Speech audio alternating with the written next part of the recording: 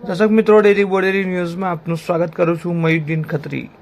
દર્શક મિત્રો, છોટા ઉદેપુર બીજેપી કાર્યાલય પાસે પાર્ક કરેલી ગાડીમાં અચાનક આગ ફાટી નીકળતા દોડધામ મચી ગઈ હતી. જી હા, જે પ્રકારે આગની જ્વાળા તમે જોઈ શકો છો દ્રશ્યોની અંદર.